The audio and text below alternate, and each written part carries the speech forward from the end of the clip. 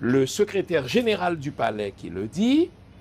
Elle a demandé des clés pour avoir accès à des ordinateurs. Elle a copié sur une clé plein de documents et elle a dit au secrétaire général du palais, tel que rapporté par le juge d'instruction, président Jovenel pas fait rien pour nous, c'est nous-mêmes pour qui prend pouvoir. Et le juge d'instruction, si tu poursuis, c'est parce que tu crois en la justice, moi aussi. Le juge d'instruction dit qu'il faut l'inculper car elle est complice dans l'assassinat de ton papa, le président d'Haïti. Joe Verlin, je n'ai pas le choix, je vais te poser la question sans filtre. Penses-tu que Martine Moïse a quelque chose à se reprocher dans l'assassinat de ton papa? À ce niveau, le nouveau dossier qui est dans dimension ça, on a un crime, comme tu l'as mentionné en début d'émission, transnational. On a un crime politique, on a un crime économique, on a quelque chose d'extrêmement complexe.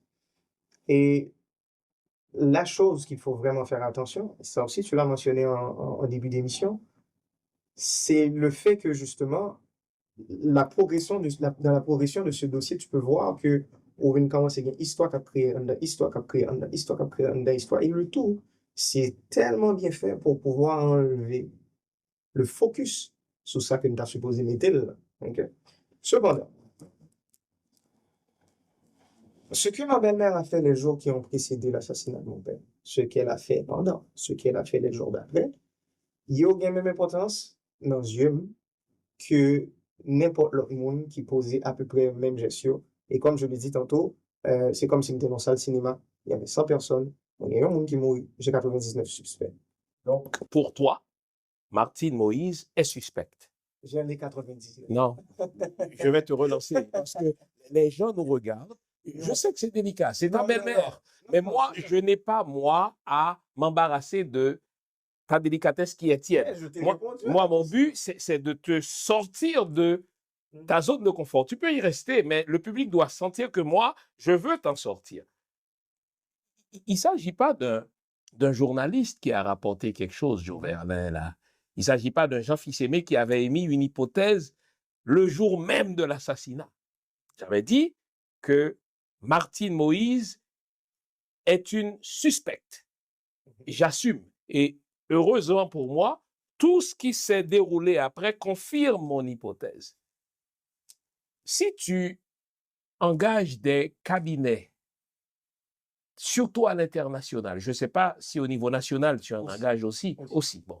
Donc tu engages des cabinets à l'international et au national, c'est parce que fondamentalement tu crois en la justice. Je relance la question. C'est un juge d'instruction qui dit il faut l'inculper car elle est complice dans l'assassinat.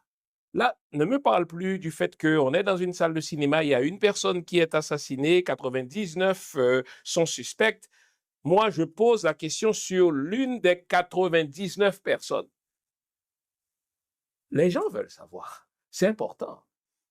Je vous formule la question. Est-ce que pour toi, là, ce rapport du juge de l'instruction, c'est de la bouillie pour les chats, donc regarde, c'est une histoire dans l'histoire, on inculpe des gens pour garder notre attention ailleurs et non pas sur les vraies personnes. Si c'est ce que tu me dis, tiens, je ne me pose plus de questions sur elle.